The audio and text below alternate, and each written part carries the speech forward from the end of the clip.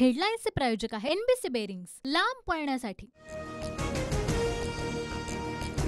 मोदींनी कोणतं कुटुंब सांभाळलं? शरद पवारांचा मोदींवर पलटवार। जो कुटुंब नाही सांभाळू शकला तो महाराष्ट्र काय सांभाळणार? मोदींनी केलं होतं वक्तव्य।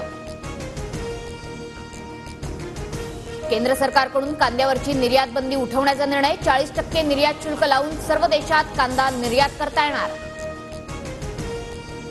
महायुतीचे उमेदवार नारायण राणेंच्या प्रचारासाठी राज ठाकरेंची आज सभा। कणकवलीतील उपजिल्हा रुग्णालयासमोर मैदानात सभेचं आयोजन।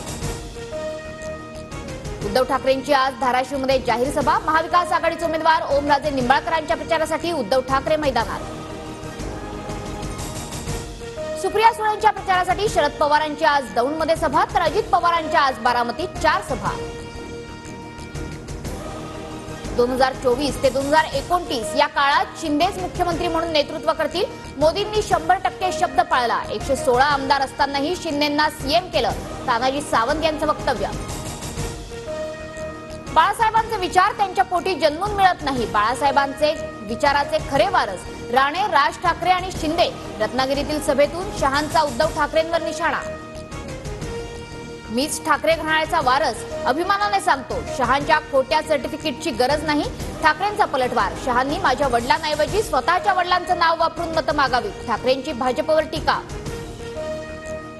उद्धव ठाकरे वैयक्तिक शत्रू नाहीत, मात्र ठाकरेंनी बाळासाहेबांचे विचार त्यागल्यामुळे त्यांच्यासोबत जाण्याचा विषयच नाही, असं मोदी म्हणाले। फडणवीसांकडून स्पष्ट। राजकारणात मुलं होत नाही म्हणून तुम्ही आमची मुलं कडेवर घेता, मात्र तुम्हाला कचराच गोळा करायचा होता। बाळासाहेबांनी ज्याला गेट आउट सांगितलं तो तुमचा उमेदवार। ठाकरेंचा भाजपवर हल्लाबोल। नकली सेनेचे अध्यक्ष उद्धव ठाकरे सावरकरांवर बोलू शकतात का? शहांचं आव्हान। तर तुम्ही श्यामाप्रसाद मुखर्जींवर बोला। ठाकरेंचं शहांना प्रतिआव्हान। कल्याणमध्ये ठाकरे गटाकडून आणखी एक उमेदवारी अर्ज दाखल। पराभव दिसत असल्यामुळे ठाकरे गटाने 2 उमेदवार दिले। मुख्यमंत्री शिंदेंचा टोला। काँग्रेसला सोड चिठ्ठी। संजय निरुपम शिंदेंच्या शिवसेनेत। शिंदेंकडून निरुपमांवर शिवसेनेच्या उपनेतेपदाची जबाबदारी। तर मी जिथे जातो तिथला भंडारा संपून जातो। उमेदवारीवरून निरुपमांचं मिश्किल विधान।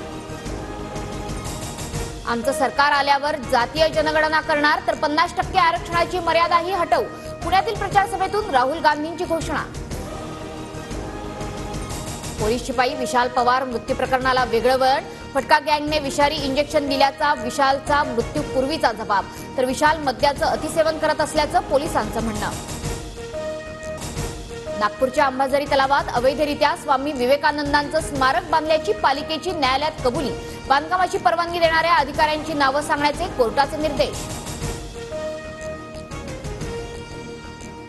हेडलाईन्सचे प्रायोजक आहे एनबीसी बेरिंग्स, लांब पळण्यासाठी।